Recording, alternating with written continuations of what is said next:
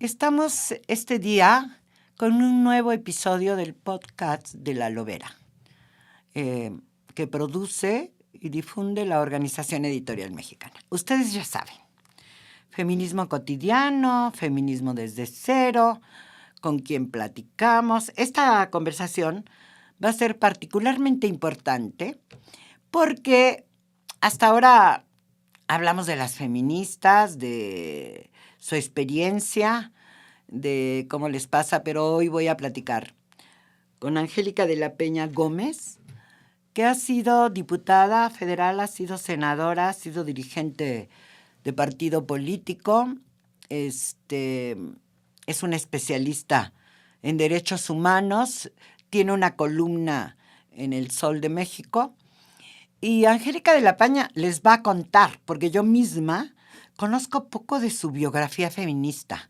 He sido, como muchas de ustedes, prejuiciosa, y yo digo, estoy a 100 kilómetros de distancia de las mujeres que hacen política. ¿Serán feministas?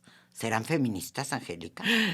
Bueno, en los partidos políticos, en la política hay mujeres de todas las tendencias, de todos los pensamientos, y sí hay muchas mujeres que son feministas a partir de que se definen como tales. Punto. Se definen, ¿y sí saben por qué se definen? Saben que mira, yo he platicado mucho en las talleres, en las conferencias que hago, y sobre todo el trabajo de formación política al que me dedico mucho, de mis propias compañeras y de compañeras de otros partidos, porque me invitan también de otros partidos. Uh-huh. Y siempre en la conversación es, ¿por qué te sientes feminista o cómo expresan que son feministas? Mira, la verdad es una decisión personal de cada quien y encuentras que, ¿quién es feminista? Y todas levantan la mano. La verdad, yo nunca me he puesto el feministómetro en el dedo para decir esta sí es, esta no es.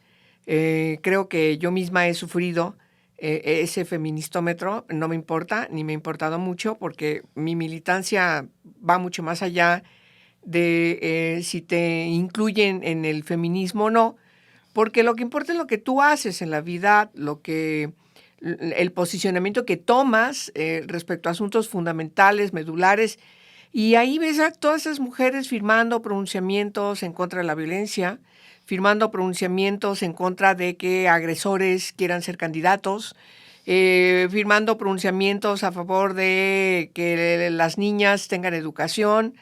Te puedo poner miles de ejemplos y entonces dices, son feministas porque están actuando en congruencia con el pensamiento feminista. Punto. Yo creo que sí las hay. A veces se enfrentan broncas, cuestionamientos en algún momento de su vida, sobre todo cuando están en espacios de dirección, que sí luego están frente al reto de cuestionarse si están actuando en congruencia o no frente a una posición feminismo. Sí, porque yo creo que ustedes, las mujeres dedicadas profesionalmente a la política, Sí.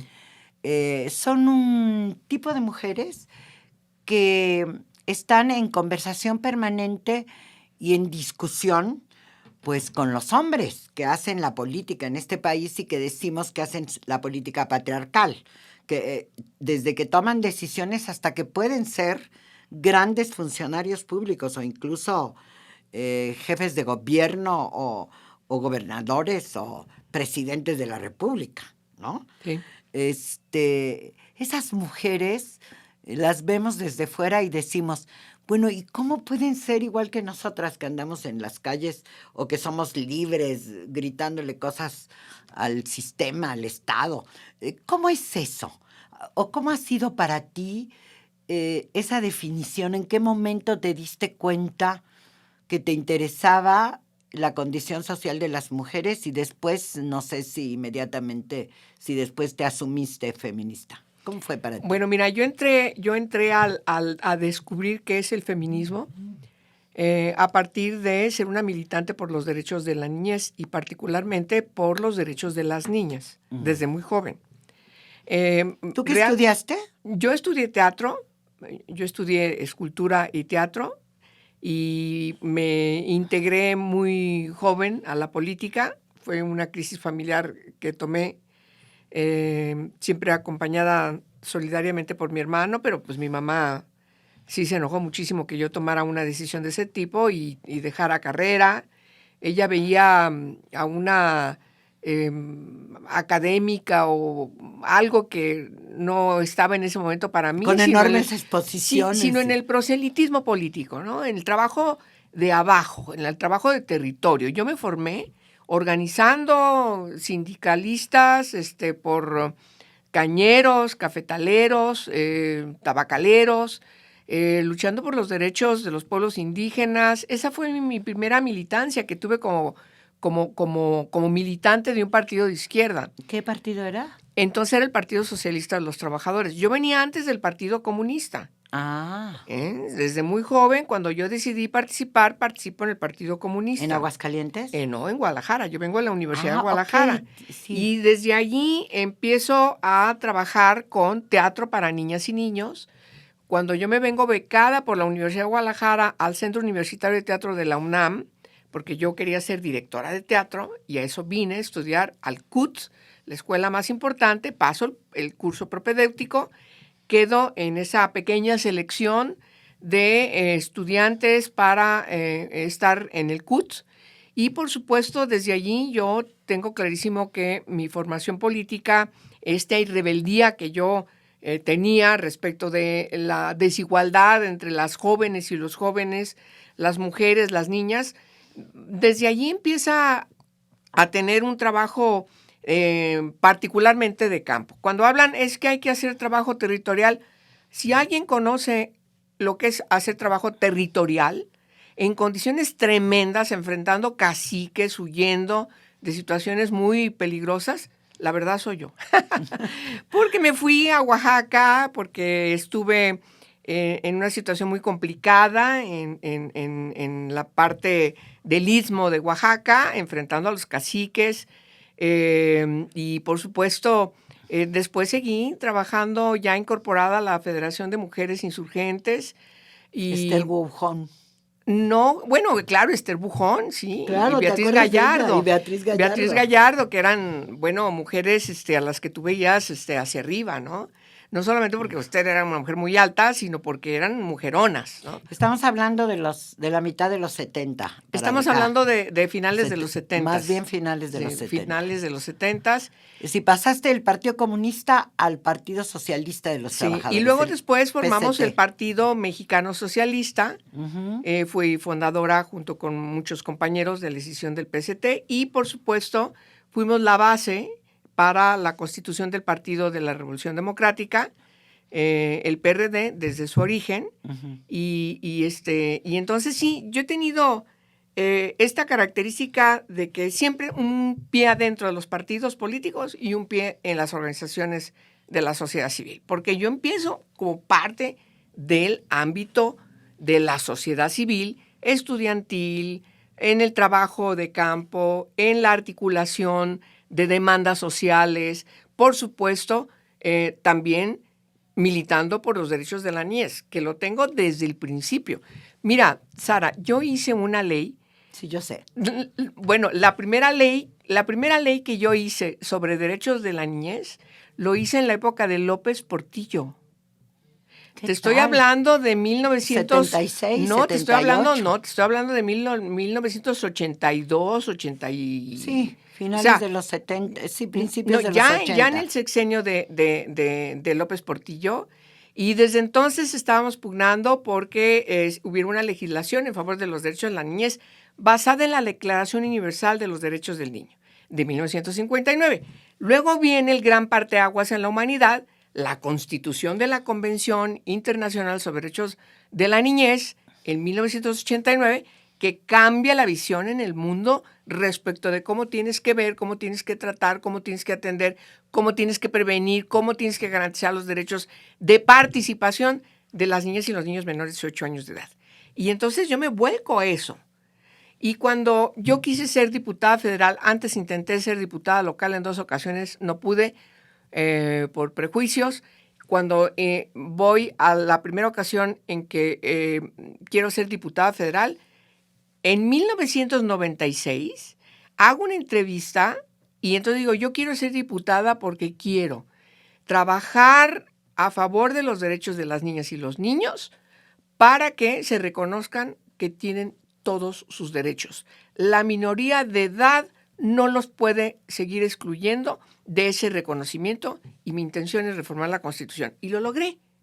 La reforma al cuarto constitucional, cuando soy diputada del 79 al 82, por supuesto que incluye la reforma al artículo cuarto de la Constitución. Pero no me contestaste. ¿Qué hacen las mujeres políticas con todos esos hombres? Ay, bueno, pues batallar. ¿Cómo es esa vida? Porque somos muy superficiales.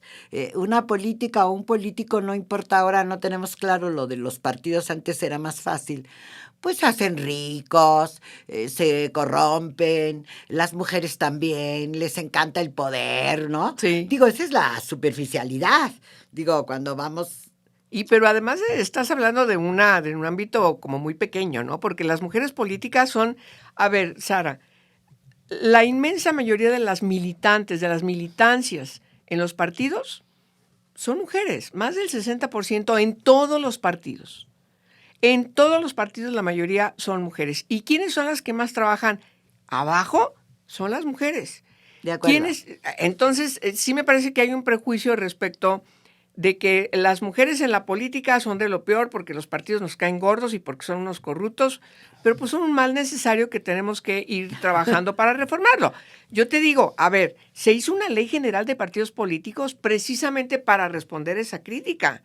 Ese sistema tiene que volverse a revisar en la nueva legislatura, esa ley general de partidos políticos. Yo te digo, las mujeres batallan dentro de los partidos políticos muchísimo, Sara. Sí, porque son la mayoría, hacen todo el trabajo, como se dice, de abajo de la tierra. Sí. ¿No? Son las que hacen trabajo territorial, son las que organizan a las señoras de los mercados o de las escuelas o de las universidades. ¿Y qué pasa en la interacción con los jefes de los partidos? Están todos los días pidiendo la revisión de los documentos básicos.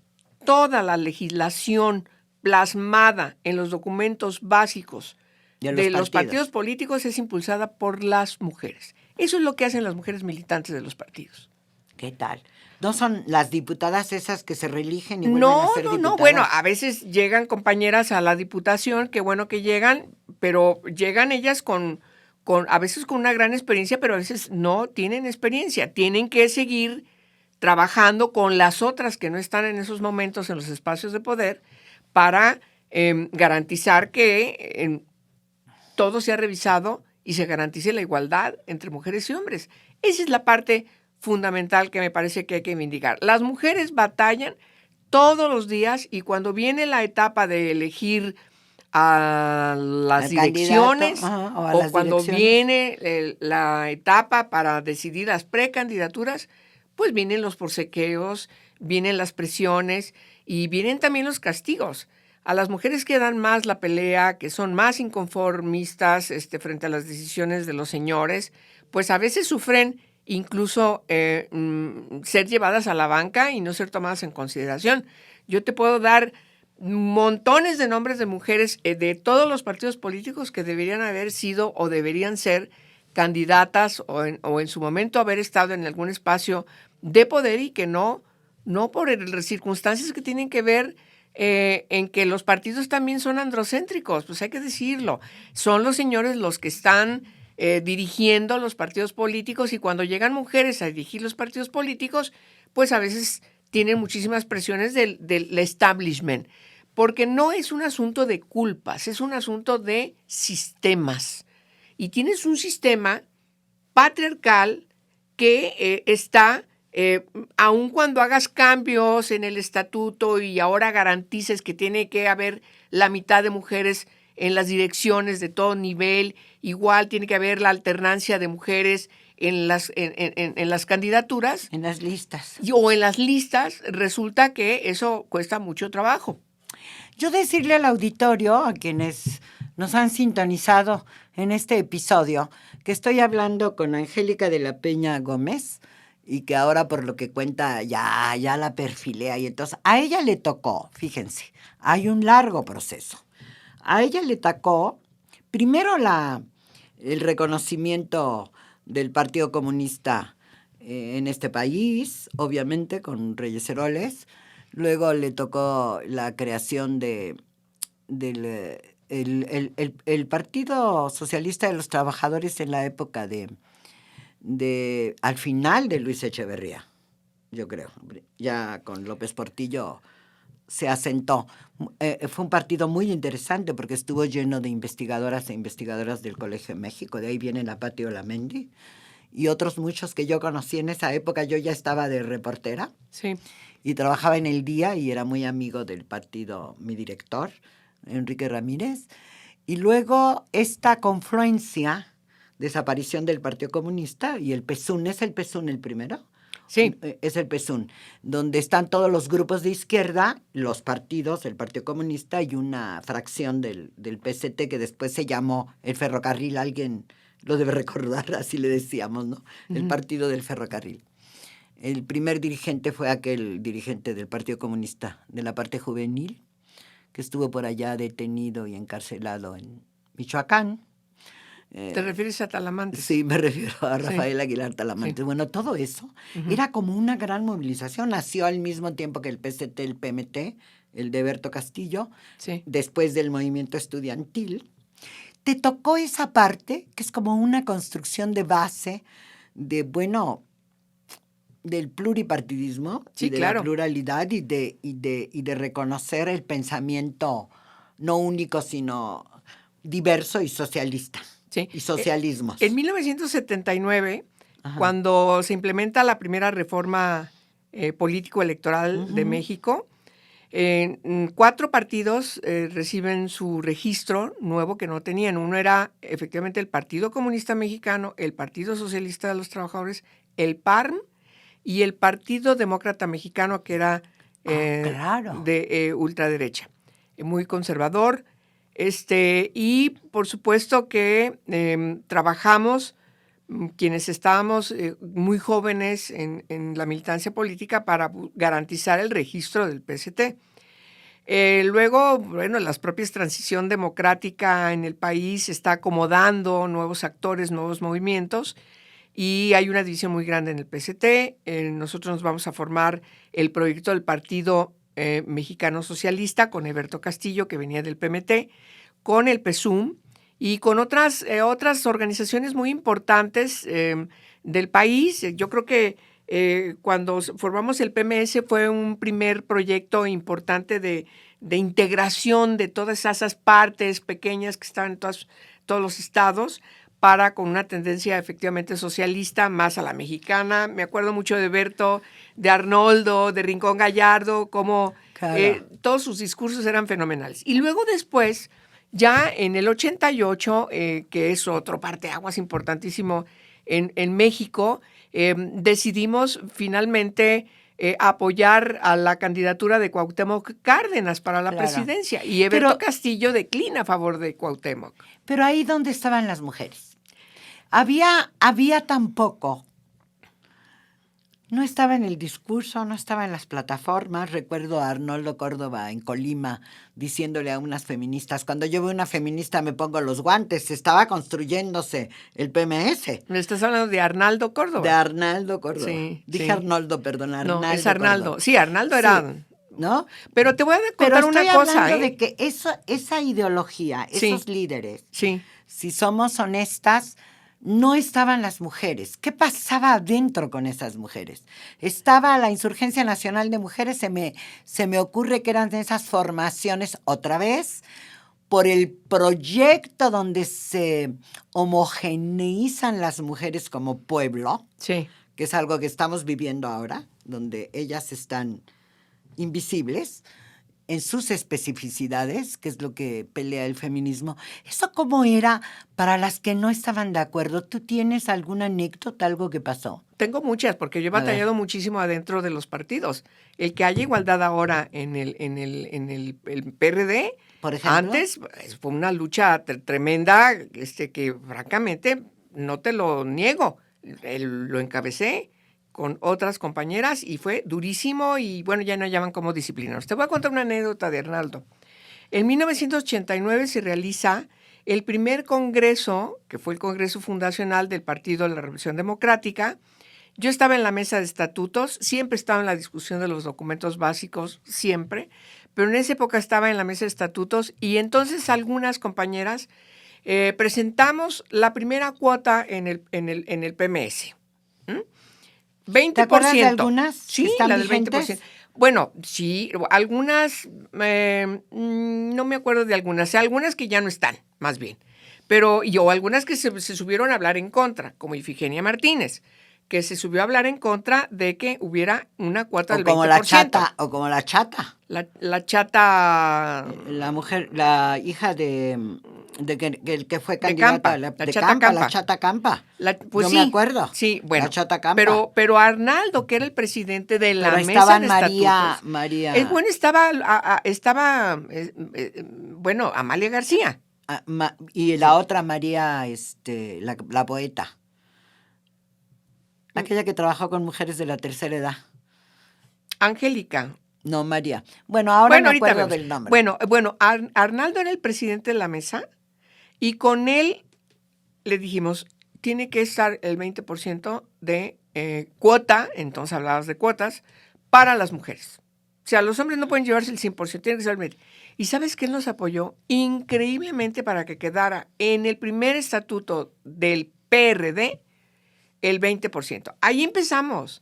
Luego después fue el 30%. ¿Quién? Arnaldo Como Córdoba. presidente de la mesa de estatutos. O sea, él empujó eso del 20%. Él empujó y toda la formación que yo tengo como reformadora de la Constitución y sobre todo cuando impulsé esa importante reforma del Cuarto Constitucional en materia de reconocimiento de niñas y niños como sujetos de derechos, sí, tuve una asesoría importantísima de Arnaldo. Era muy complicado, pero me parece que hay que decir también las cosas que llaman la atención de una personalidad que era un experto, ¿no? Él tenía un carácter muy complicado, es verdad. No, sí, cuando se le puso la feminista. Esa es una anécdota. Pero entonces te tocó como... es bueno haber recordado que el primer partido que habló de cuota y de 20% para los órganos directivos del partido, más que de las candidaturas, aunque también fue el PRD. El PRD, y luego pasó al 30% también incluyendo candidaturas. Claro. Y luego después 70-30. Entonces pasamos al 40% y luego la paridad. Fuimos el primer partido en impulsar en el estatuto la paridad. En el estatuto interno. En el estatuto interno. Todavía en el COFIPE se hablaba del 30%. Todavía se hablaba de acciones afirmativas. Y nosotros impulsamos en el PRD. Es interesante eso, Angélica, explicarlo a la gente, porque yo he visto escribir que la paridad es una acción afirmativa. No, no lo es. La acción afirmativa son las cuotas. La paridad ya es un principio rector de la igualdad sustantiva. O sea, nosotros ya empezamos a hablar incluso de derechos humanos de las mujeres y hablamos no solamente de los derechos políticos, sino también de los derechos civiles, económicos, sociales, culturales y medioambientales. Sí. Me parece que es muy importante el enfoque del programa y de los principios del PRD. Inscribieron y fue una gran discusión de por qué incluíamos derechos humanos, porque había una confusión en esa época respecto a que derechos humanos se referían a los derechos políticos o civiles. No, tiene que ver también con los derechos económicos, con los derechos sociales, culturales, medioambientales, pero además el enfoque de integralidad, el enfoque holístico de todos los derechos. Y en el caso de las mujeres, pues es imprescindible para que tú puedas definir a una mujer que es una real sujeta que goza de todos sus derechos. Todo eso lo impulsamos en los documentos básicos. Tú me preguntas, ¿soy feminista o no? Claro que soy feminista porque me siento como feminista y porque he impulsado políticas en el partido que están inscritas en el feminismo, sustentadas en el feminismo, pero soy un aprendiz. Sigo estudiando todos los días, a pesar de que pues hay avances muy importantes. Los años que has vivido no son gratuitos, pero sigo siendo un aprendiz. ¿Cómo ves? No, yo me acuerdo de ti en la comisión del feminicidio con Marcela Lagarde. Sí. Ya estamos hablando del año 2005, Sí. cuando se hizo la ley de acceso de las mujeres a una vida sin violencia. Tú habías logrado algo más en esa ley de los derechos de la niñez. Sí. Habías conseguido algo más en esa legislatura, pero estuviste en la comisión. Sí, claro. Y te hiciste muy amiga de Marcela. Bueno, Marcela y yo somos grandes amigas. ¿Y tú dirías que es tu mentora? Es mi mentora, es mi socia de la vida, somos grandes amigas, yo la quiero muchísimo y también ella me quiere mucho, nos queremos. Y por supuesto, la Ley General de Acceso de las Mujeres a una Vida Libre de Violencia se hizo en el escritorio, en la mesa redonda de mi oficina.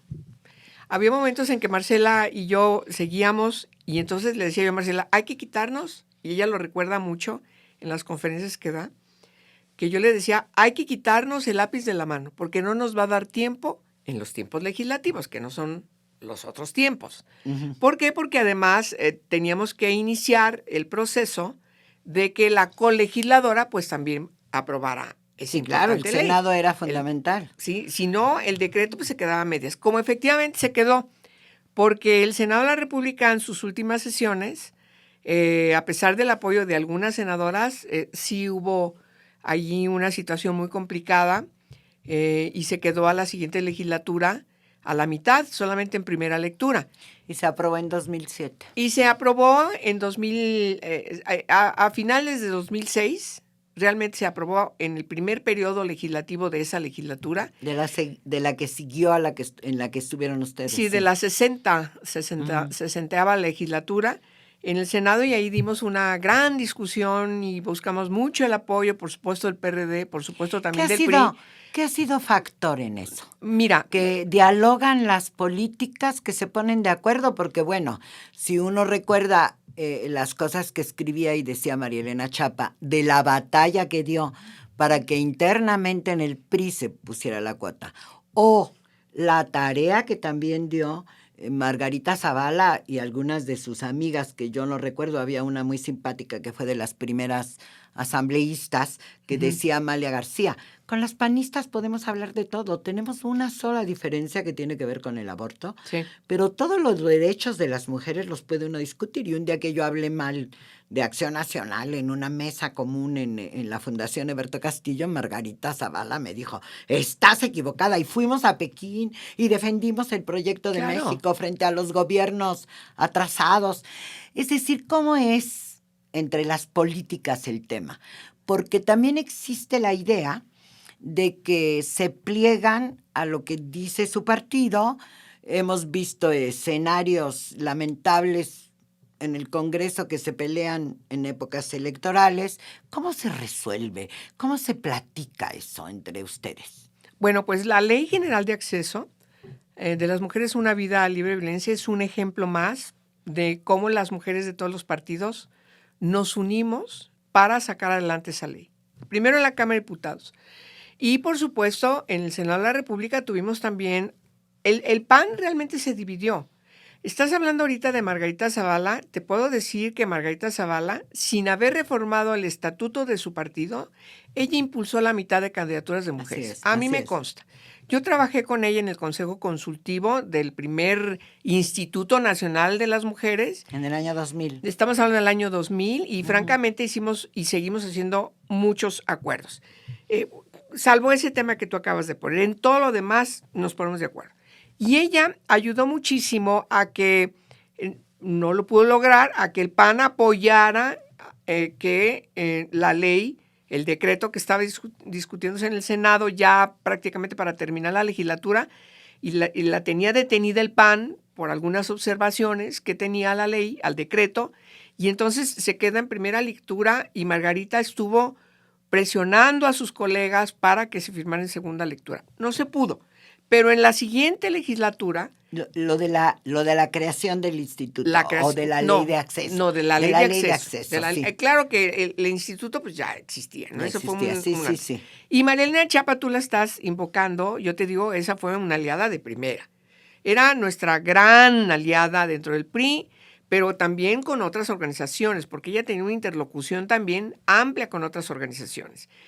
¿Qué hicimos? Pues las mujeres de todas las organizaciones que en ese momento no estaban en un espacio legislativo o de poder, junto con las que sí estaban, siempre hemos trabajado juntas. ¿Cómo explicarle esto a las muchachas que nos están oyendo? Ajá. ¿Cómo explicarles el valor que tiene? Porque hay gente que no entiende. Y yo veo columnas y dicen, pues, ¿cómo va a estar esta con esta si son de distintos partidos? Y es natural que se van a pelear.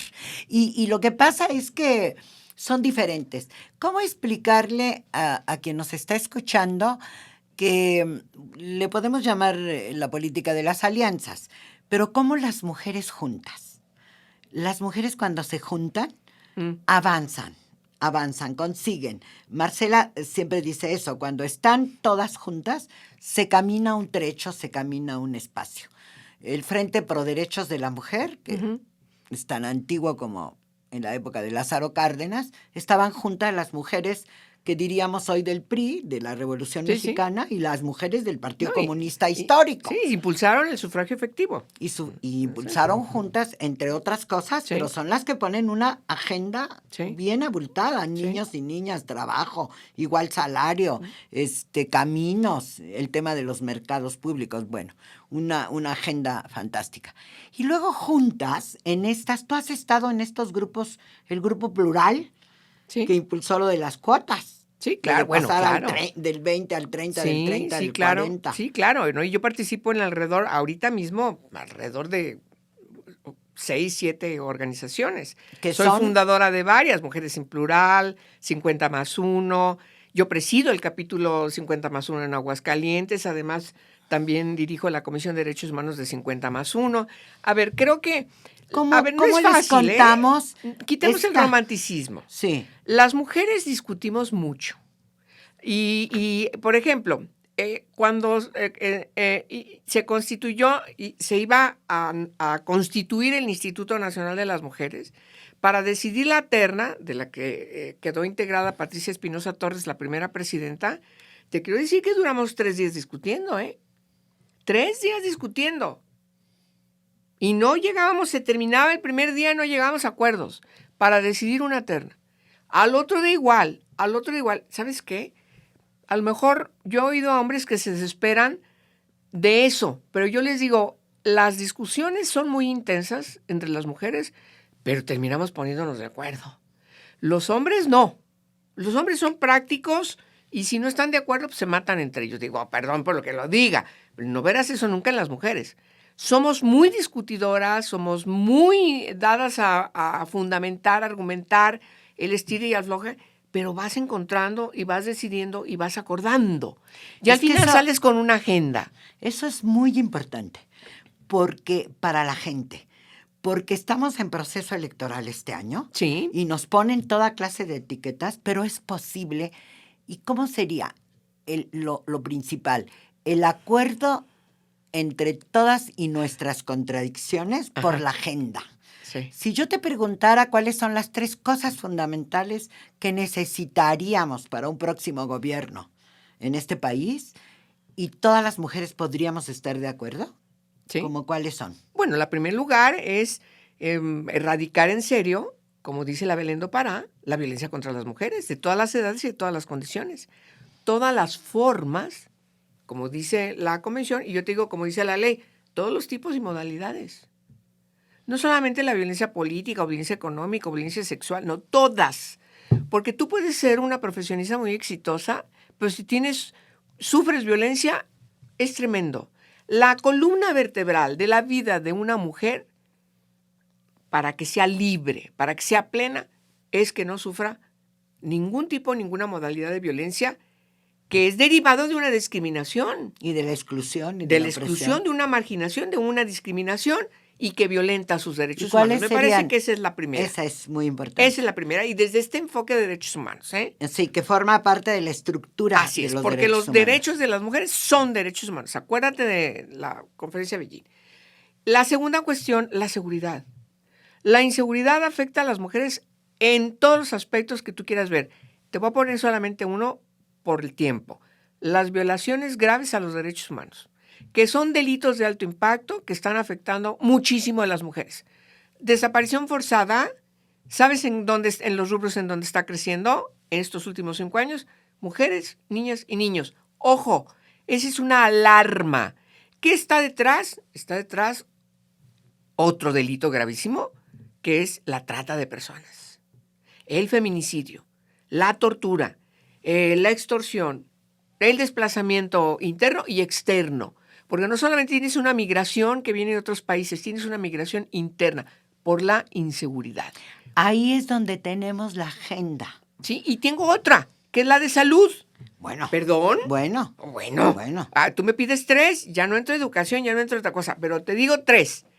Violencia contra las mujeres, que es un grave problema. Por ser mujeres, el problema de inseguridad, que por cierto afecta a toda la sociedad, ahí a toda la sociedad, al 48% de la población que son hombres. Nosotros somos el 52%. Y por supuesto, el tema que ha hecho, la materia que ha hecho más crisis en este sexenio, en lo que va de este sexenio, es el tema de salud. La desaparición del Seguro Popular, la desaparición del Instituto de Desarrollo Social, la desaparición de los medicamentos a los que tú tenías acceso, etcétera. Y algunos programas de cáncer específicos, de cáncer femeninos. Y no hay tratamientos porque los tratamientos que tenías se interrumpieron. Todo ese tipo de conglomerado general que tiene que ver con el derecho de salud, hoy está en una crisis brutal. Me parece que esos serían los 3 grandes ejes. ¿Tenemos un gran trabajo para reconstituir la República Democrática? Sí, Sara. Porque cuando tienes todos estos pendientes, ¿a quién más afecta? Sí es a las mujeres. Ya, claro, me van a decir, bueno, ¿y los grupos en situación de vulnerabilidad? Claro que sí, pero también a las niñas y a los niños. Ya que lo tocaste, para cerrar, Angélica, sería bueno explicarle a nuestro auditorio la diferencia entre estos que son derechos y afectaciones estructurales, y más que estructurales, profundamente humanas. Sí. ¿Cuál es la diferencia entre eso, los derechos, las mujeres, la agenda de las mujeres, el feminismo, si quieres, y la vulnerabilidad? Porque ahora resulta que acabo de leer un artículo de la diferencia entre buscar que las mujeres tengan puestos, que dicen que lo dice una, y la otra que dice que hay que atender a las vulnerables. A ver, te voy a decir una cosa. El gran avance con la Convención para eliminar todas las formas de discriminación contra las mujeres y todos los tratados de derechos humanos, por cierto, tanto de Naciones Unidas como de los continentes, todos hablan de que los derechos humanos son holísticos. Perdón por volver a repetir, son holísticos, dependen uno de otro. No es que tú saques un derecho y los otros no, los dejas ahí. Ese es la concepción de la doctrina de protección integral. Yo estoy formada en eso. ¿Cuál es la otra parte que tenemos que remontar, dejar atrás, que se quede como una hoja de la historia? Es la doctrina de situación irregular. Los grupos que se encuentran en marginalidad, que se encuentran excluidos de la atención del Estado, quienes están discriminados por alguna o por varias condiciones, están en situación irregular. Hay que traerlos, sí, desde el enfoque de los derechos humanos, de la doctrina de protección integral, hay que traerlos a el ejercicio de sus derechos para que dejen de estar en situación irregular y estén en una situación regular. Esa es la gran diferencia. Doctrinal. Yo estoy formada en eso, ¿eh? Doctrinal entre lo que se ve vulnerable, sí, y los derechos. ¿Y los derechos? ¿Por qué discriminas a una mujer negra? ¿Por qué discriminas a una mujer indígena? ¿Por qué discriminas a una niña? ¿Por su edad? ¿Por su color de piel? ¿Por su origen étnico? Sí, pero este tema del holístico es muy importante. Es una lástima, yo digo, para quien nos escucha, nos ha sintonizado, sigue los episodios provocadores del podcast de La Lobera. Hoy me porté mejor con Angélica que con otras compañeras. ¿En serio? Pero Sí, lo noté. Muchas gracias. Esta reflexión que hacemos y estos comentarios de la vida real son muy importantes porque no hay que confundir. A veces muchas, como hablábamos al principio, levantan la mano, yo soy feminista, porque ayudo a la señora de enfrente o le permito a mi empleada del hogar que se siente en mi mesa y ya con eso soy buenita y soy feminista. Seguimos hablando para seguir desenredando de qué hablamos unas y de qué hablamos otras.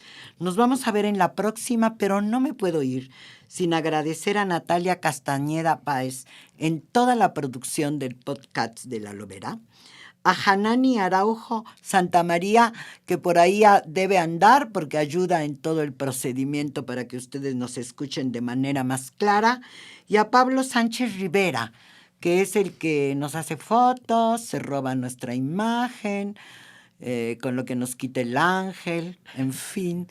Y, por supuesto, a la Organización Editorial Mexicana, porque este espacio de las voces es fundamental. Hasta la próxima.